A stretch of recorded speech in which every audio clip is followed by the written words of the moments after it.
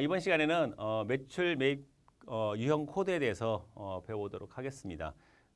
매출 매입 유형 코드는 여러분들 매입 매 전표 입력을 위해서 필요한 코드입니다. 그래서 매입 매출을 입력할 때 여러분들 입력하는 그 세무사랑뿐만 아니라 다른 회계 프로그램도 다 마찬가지지만 입력은 일반 전표 입력에다만 입력해도 재무제표 작성, 장부 작성 그러니까 뭐 다른 원장이랄지 그다음에 재무 뭐 손익계산서 그다음에 재무상태표 이런 것들 모든 그 재무제표가 일반 제표 입력에서 분개만 해도 가능해요.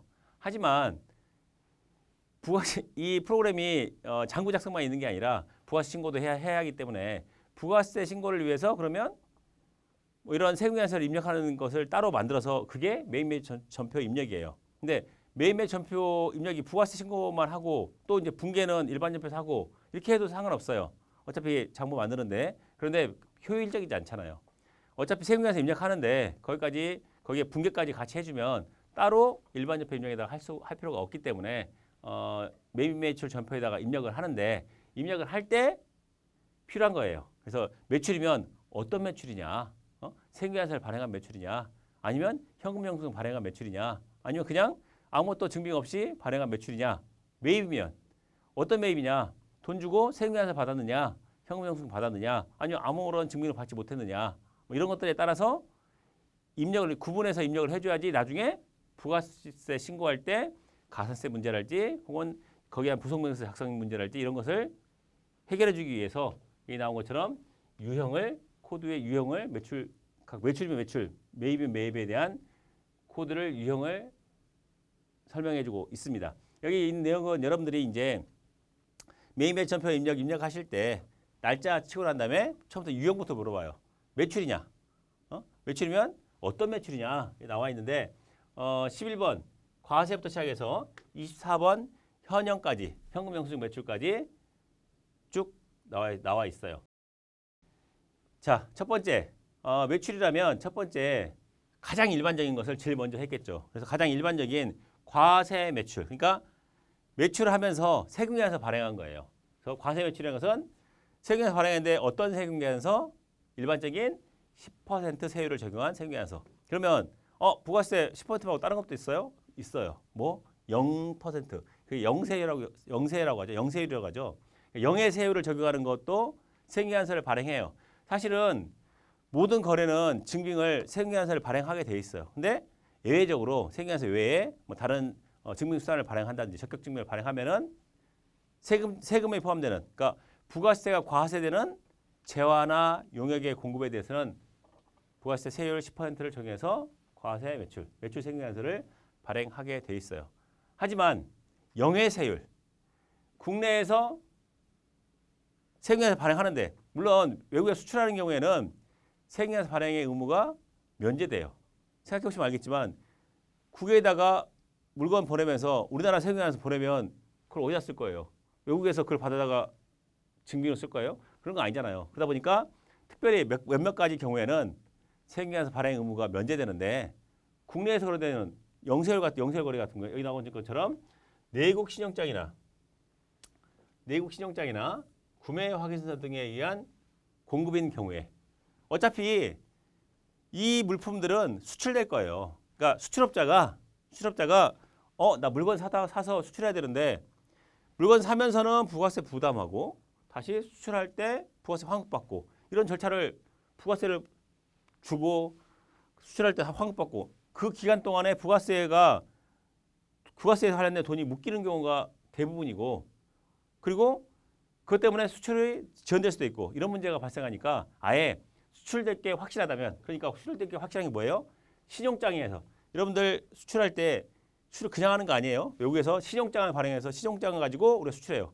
저 사람이 돈 받을 것이 있어야지 우리가 수출할 거 아니에요. 물건 보냈는데 돈 못 받으면 안 되잖아요. 그래서 신용장이라는 것을 개설해서 얘가 내가 물건 보내면 나 돈 받을 수 있다는 안전장치가 신용장인데 그걸 가지고 나 이렇게 외국에다가 수출할 거야 라고 내국에서 국내에서 신용장을 만들어요. 나 이거 수출할 물품이 신용장이 있어. 그러니까 나 수출할 물품 팔 테니까 네가 나한테 공급할 때는 부가세 빼고 어차피 나 나중에 환급받아야 되니까 부가세 빼고 공급해줘 라고 하는 게 내국 신용장이에요. 마찬가지로 구매 확인서는 상대방이 구매 공급하는 상대방이 구매하기로 한 확인서. 아, 물건 이걸 나 수출하기로 했어라는 수출이 확실한 내국 신용장이나 구매 확인서에 의한 공급인 경우에는 굳이 부가세 바꿔주고 다시 또 환급받고 이런 절차 없이 그냥 영해세율, 0으로 0% 세율에서 영세율 세금계산서를 발행해야 되는데 그 경우에는 영세율 매출 세금계산서를 발행하는 경우에는 12번에는 영세를 적용하게 되어 있습니다. 그리고 아까 말씀드렸듯이 부가세가 과세되는 재화 용역의 경우에는 이런 영세나 10% 세율이 적용되지만 부가세가 과세되지 않는 재화나 용역이 있어요. 그런 경우에는 면세 관련이라고 하는데 세금이 면세되는 경우에는 면세 관련돼서는 세금이 빠진 계산서, 세금이 아니라 매출 세금자 빠지고 매출 계산서 발급 부분의 경우에 우리가 공부하는데 예를 들어서 병원에서 어디 회사에다가 뭐 건강검진할지 이런 걸 해줘요. 뭐 학교랄지 하면 해주면 이 의료 용역은 부가세 면세 용역이거든요. 그러다 보니까 이 회사나 이 학교 같은 데다가 건강검진 해주고 돈 받았는데 증빙을 줘야 되는데 뭘 줘요? 세금자가 빠진 계산서를 발행해야 되는데 우리가 계산서를 발행한 경우에는 13번 면세로 입력해 주시면 되겠습니다. 그리고 14번 건별이라고 되어 있는데 건별은 뭐냐면 증빙이 없어요. 정규 영수증 미발행 과세 매출. 그러니까 여러분들 식당 가서 밥 먹으면은 뭐 식당 가서 밥 먹으면 어떻게 해요? 여러분들 가서 그냥 신용카드 긁기도 하고 그다음에 현금 내는 경우에는 뭐 직장인 같은 경우에는 이제 나중에 연말정산 같은 거 해야 되니까 현금 영수증 발행해 주세요라고 해서 받는 경우도 있지만 그냥 대부분은 어때요? 그냥 현금 주면은 아주머니가 뭐 현금 영수증 발행해 드릴까요? 그러면 됐어요. 그리고 그냥 오잖아요. 그런 것들 매입한 사람 입장에서는 그냥 됐어요라고 했지만 매출한 사람 입장에서는 어떻게 해요? 내가 상대방한테 돈을 받았는데 아무것도 발행해 준 게 없잖아요. 그런 경우에는 증빙 없는 무증빙 건별로 해서 보통 이 건별을 사람별로 하면 얼마나 힘들겠어요. 그러니까 뭐 기간별로 나눠가지고 한 달이면 한 달 단위랄지 이런 식으로 해서 건별로 이 한 달 동안에 증빙 없이 발행한 매출이 얼마야라고 입력할 때는 14번 건별로 하게 돼 있습니다. 그 외에 정규 영수증 미발행분 외에 또 간주공급. 간주공급은 뭐예요? 공급으로 간주 보겠다는 거예요. 간주는 볼간자, 간자가 볼간자예요. 여러분들 주마 간산하잖아요. 말 타고 달리면서 간산, 산을 본다. 그래서 본다는 의미예요. 간자는. 그래서 간주 공급은 공급으로 보겠다라는 간주 공급의 경우에 중에서 간주 공급은 자개 사패 있잖아요. 자가 공급, 개인적 공급, 사업상 증여, 폐업시 잔존조화 이런 네 가지 구분인데 그 중에서 사업상 증여나 개인적 공급의 경우에 우리가 만든 물건을 개인적으로 직원한테 상품으로 줘요. 그런 경우에는 증빙 없이 주는 거잖아요. 근데 그걸 그냥 복리후생비로 줬다라고 한다고 하더라도 증빙이 없이 준 거니까 물건 매출한 거니까 그런 경우도 마찬가지로 건별로 해서 하도록 입력하도록 되어 있습니다. 마찬가지로 간주 임대료 역시 나중에 여러분들 임대사업자의 경우에 간주 임대료도 건별해서 입력하게 되어 있습니다. 자, 그다음에 15번에 간이라고 되어 있는데 간이는 간이과세자 매출이에요. 간이과세자의 매출의 경우에는 공급 대가라는 것은 나온 것처럼 공급 대가는 뭐예요? 공급 가액 플러스 세액 이게 공급 대가예요. 공급 가액과 세액을 합쳐서 공급 대가로 간이과세자는 매출하는데 부가세 부분이 얼마인지 구분이 안 돼요.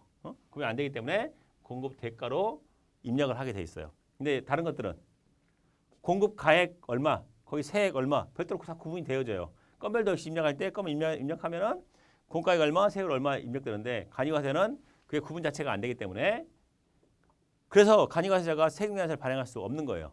부가세 부분이 구분이 안 되니까. 그래서 공급 대가를 입력하도록 되어 있습니다. 그리고 16번에 수출의 경우에는 외국으로 직접 수출한 재화, 직수출, 뭐 여러 가지 수출이 있잖아요. 뭐 중개 수출이랄지 이런 수출을 하는 경우에는 16번에 수출로 입력하시면 되고 17번에 있는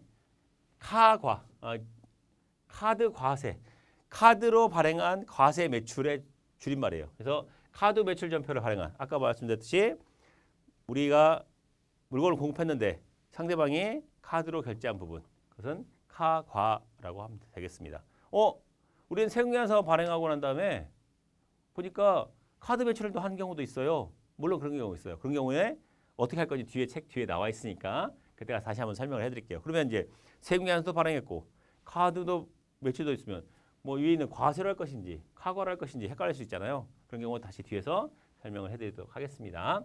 자, 그다음에 18번 카면 보시면 이건 역시 마찬가지로 카드로 결제를 했는데 면세 매출이 우리가 제가 공부하는 제한 영역이 면세인 경우에는 카면에서 18번 카면으로 입력하면 되겠고 여러분들이니까 병원이랄지 그다음에 뭐 학원이랄지 이런 면세 업종 같은 경우에는 카드 발행돼서 카면으로 입력하면 되겠죠. 그죠? 그다음에 카영 영세율 매출인데 카드로 발행한 경우 그래서 카드 매출 전표를 발행한 영세율 매출 영세율인 경우에 카영으로 면건은 면세 건별이에요. 14번에 건별인데 면세 건별 여기는 과세 건별이에요. 위에는 14번에는 건별은 부가세 붙는 과세 건별인 거고 20번에 있는 면건은 면세 건별 아까 말씀드렸듯이 학원이랄지 그다음에 이 병원이랄지 이런 데는 환자들이 뭐 혹은 학원생이 그쵸 돈 냈는데 증빙 없이 그냥 돈만 내고 환자들이 와서 뭐 진료비 내고 하는데 거기서 뭐 세금계산 카드 전표도 아니고 그다음에 우리한테 현금 영수증 요구하지 않고 그냥 내고 아무 증빙 발행하지 않은 경우에 그런 경우에는 면세 그 공급하는 용역이 면세이기 때문에 면건으로 입력하시면 되겠습니다. 자, 21번 전자인데 이건 전자적 결제 수단에 의한 매출인데 거의 쓰지 않아요. 나중에 뒤에 보시겠지만 뭐 제로페이 이런 것도 전자로 입력하는 게 아니라 뭐 카과라 뭐 카멘이나 이런 걸로 입력하게 돼 있어요. 자, 그다음에 현과 있는데 현과는 현금 과세 해서 현금 영수증 발행분 중에 과세 이제 여기는 이제 22, 23, 24에 있는 현과는 현금 영수증 발행분이에요. 그래서 현금 영수증을 발행했는데 과세 매출이냐 면세 매출이냐 영세율 매출이냐에 따라서 현과 현면 현형으로 구분되어져 있습니다. 자, 여기서는 이제 우리가 이 매출에 대한 부분을 살펴봤고 뒤에 넘기셔서 매입에 대해서 보도록 하겠습니다. 매입은 마찬가지로 매입 매출표 입력하는데 매입을 구분해서 입력하는데 여기는 매입은 50번 때부터예요. 아까는 거기는 11번, 12번 이렇게 나가서 20몇 번까지 나갔잖아요. 근데 매입은 50번대로 입력하는 거예요. 50번대로 입력해서 첫 번째 아래 하나씩 볼게요. 자, 보시면 51번은 과세 매입. 내가 돈을 주고 증빙을 받았는데 그 증빙이 세금계산서더라라고 한다면 과세 매입에서 10% 세금계산서. 세율은 10%고 세금계산서 수치분인 경우에 나온 것처럼 51번 과세하시면 돼요. 내가 세금계산서 받았는데 세금계산서 0이야. 영세율 세금계산서를 받았어라고 한다면 여기는 영해세율 세금계산서를 받았다고 한다면 52번 영세 매입한 것 중에 그다음에 내가 돈을 줬는데 상대방이 나한테 계산서 세금자 빠진 면세 재화 영역을 공급받고 돈을 줬더니 계산서 발행했어라고 한다면 계산서 수치분 매입에 대해서 53번 면세라고 하시면 돼요. 그러니까 여러분들 면세 중에 보시면 이 차를 같은 차를 빌리는데 이런 캐피탈사 뭐 현대캐피탈이랄지 이런 캐피탈사에서는 거기는 이제 금융기관이다 보니까 같은 차를 빌려주는 뭐 렌트카 회사는 세금계산서 발행해줘요. 그런데 이런 캐피탈사에 사는 리스 그런 건 이제 리스라고 하죠. 그러니까 리스 회사는 금융회사다 보니까 리스 회사는 계산서를 발행해줘요. 그런 경우 계산서를 발행하게 돼 있는데 계산서를 공급받으면은 53번 면세해서 하시면 되겠습니다. 자, 그다음에 특이하게 매출에 없는 매출은 똑같은 세금계산서 매출인데 매입을 입력할 때 하나 더 있어요. 여기 매입에는 뭐가 있냐? 불공 있어. 불공. 불공은 절에서 하는 그 불공들이는 그 불공이 아니라 매입세액 불공제의 줄임말이에요. 그래서 세금계산서를 그러니까 과세 매입 중에 여기 있는 과세 매입 중에 세금계산서를 수취했는데 똑같은 세금계산서인데 51번에는 과세에다가 입력하지 않고 54번 불공, 매입세액 불공제되는 것들을 입력해야 돼요. 그러니까 이 경우에는 여러분들 뒤에 가면은 매입세액 불공제 사유에 대해서 쭉 적어놨어요. 토지 관련 매입세액이랄지 면세 관련, 부가세 공통 매입세액이랄지 이런 거 쭉 나와 있어요. 뭐 예전에 여러분들 나름대로 이건 머릿속에 가지고 있어야 돼요. 그러니까 세금계산서를 보면서도 51번 과세를 할 건지 54번 불공을 할 건지 여러분들이 알고 있어야 돼요. 그래서 뒤에 책 뒤에다가 이론을 거의 실제 안 하는데 불구하고 매입세액 불공제 사유는 쭉 열거를 해놨으니까 그때 가서 다시 보도록 하겠습니다. 이건 세금계산서 이거예요. 세금계산서인데 매입세액 불공제되는 부분은 54번으로 적게 돼 있고, 그다음에 수입인데 수입할 때 여러분들은 영세율을 그러니까 이 부가세 이론적인 배경에 이 소비지급 과세 원칙이 있어요. 소비하는 나라에서 부가세를 매기는 하는 거예요. 그러니까 서로 이제 선택하다 보니까 소비하는 나라에서 부가세를 매기게 할 것인가, 아니면 생산하는 나라에서 부가세를 매기게 할 것인가 봤더니 아무래도 소비하는 나라에서 부가세를 매기는 게 더 유리해요. 왜? 부가세가 안 붙고 나가니까 가격 경쟁력 면에서도 부가세 없는 가격으로 상품을 파니까 더 유리하겠죠. 그러다 보니까 대부분의 나라들이 소비지급 과세 원칙을 소비하는 나라에서 부가세를 부과하자라는 원칙을 가지고 있는데, 그 수단으로 첫 번째로 우리나라에서 나가는 수출 제화에 대해서는 아까 봤던 영의 세율로 적용해 줌으로 해서 우리가 나가는 상품에는 부가세가 안 붙어가지고 가격 경쟁력을 갖출 수 있게 만들고, 반대로 이제 여기는 우리가 수입해오는 재화의 경우에는 재화의 수입은 있는데 용역의 수입은 없어요. 그러니까 재화를 수입하는 경우에는 어떻게 해요? 우리가 소비하는 우리나라에서 지금 부가세를 과세해야 되니까, 그러면 재화를 수입하는 데가 어디예요? 세관을 통해서 들어와야 돼요. 그래서 어떻게 반드시 세관장이 수입 세금계산서를 너 수입하는 물품이 있어? 세관에서 다 검사를 거치니까 하면서 이 물품은 얼마짜리니까 부가세 얼마야? 라고 해서 부가세를 징수함으로 인해서 소비하는 나라에서 부가세를 징수할 수 있도록 만들어놨어요. 그 장치 중에 한 가지 뭐다?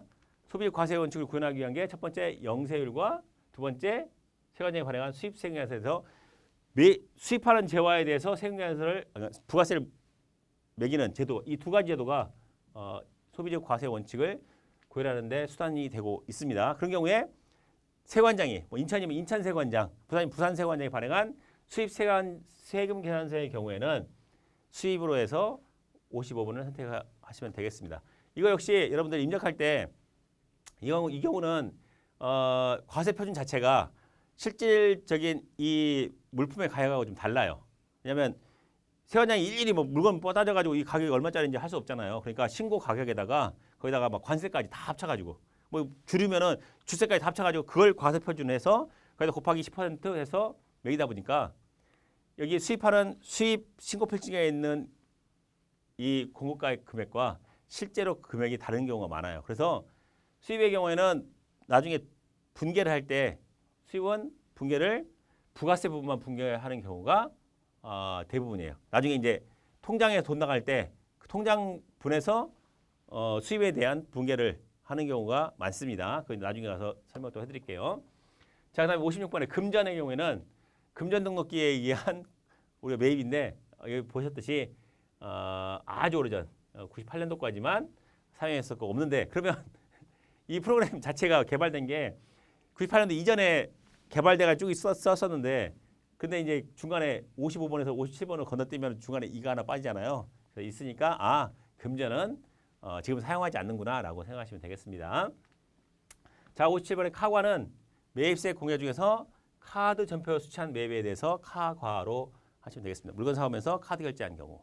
그다음에 카면은 신용카드에서 카드 결제했는데 이건 이제 과세 제화고, 과세 제한화 영역이고, 면세는 카드로 면세 제화 영역을 구입한 경우에 카면으로 하면 되겠습니다. 마찬가지로 카드, 이 세 개 있는 카자 붙은 이 세 가지는 과세 물품이냐 면세 물품이냐 영세율에 따라 달라지는 거고, 뒤에 있는 61, 60에 있는 61, 60에 있는 현금 영수증은 현금 영수증인데 과세분이냐 면세분이냐 나눠주는 거고, 면건은 어떻게 해요? 면건은 우리가 증빙을 받지 못한 경우에 정규 영수증 미수취분 면세 매입의 경우에는 면건을 사용하도록 하겠죠. 뭐 이거는 나중에 이제 무증분 매입이기 때문에 뭐 가산세 문제랄지 이런 문제가 발생합니다. 근데 막상 부가 신고할 때는 무증빙 매입은 부가세에 들어갈 데가 없겠죠. 그러니까 이것도 역시 거의 매입 매출 전표 입력에서는 사용하지 않고 있습니다. 자, 이런 우리가 입력한 신고서의 연관관계를 살펴볼 텐데 여기까지만 살펴보도록 하죠. 우리가 입력할 때 보시면 알겠지만 일단 우리가 입력하면은 이게 부가신고 서식 중에서 부가세 신고서 중에 이제 앞부분이 부가세 매출. 여러분들 부가신고서 양식이 어떻게 되냐면 부가세 과세 표준. 그러니까 우리가 매출하는 거에 대한 공급 가액에다가 곱하기 세액에서 매출 세액을 구하고 그다음에 우리가 매입한 자료 중에서 공제할 수 있는 매입 세액을 차감해서 납부할 세액을 구하는 구조로 돼 있어요. 그러니까 매출은 과세 표준 곱하기 세율을 구하는 거고 매입은 매입 세액을 빼게 되는 거예요. 뭐 매입에다가 곱하기 세율을 하는 게 아니라 그런 구조로 돼 있는데 우리가 입력할 때 아까 과세로 입력한 11번 과세로 입력한 것은 세경에서 발급분에 여기에 있는 세경에서 발급분에 11번 과세는 여기에 입력되는 거. 여러분들 입력하는 금액이 어디에 적혀지는지 아셔야 돼요. 그리고 신용카드나 현금영수 발행부는 17번 카과 21번 전자 현관은 3번에 그다음에 건별 매입은 기타 정규 영수증 외 매출분에 14가 입력되는 거고 그다음에 여기는 이제 과세 매출인 거고 영세 매출의 경우에는 세금에서 발행한 것은 영세율 세금에서 발행한 거 여기 5번에 들어가는 거고 그 외에 직접 수출한 직수출할지 카영이랄지 현영의 경우에는 6번에 입력되게 돼 있습니다.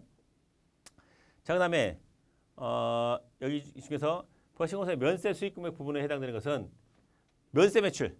여기는 면세 매출의 경우에는 뒤에 부가세 신고서 뒷부분에 계산서 발급 명세에서 계산서 발급한 금액이 얼마인가 여기 보시면 부가세 발급한 게 13번 면세로 입력한 것은 여기에 입력하게 돼 있어요. 마찬가지로 매입하는 것 중에 계산서 매입의 경우에는 53 매출은 계산서 수취금액. 이건 발급이고 이건 수치니까 여기에 표시된다는 거 알아두시기 바랍니다. 자, 그 다음에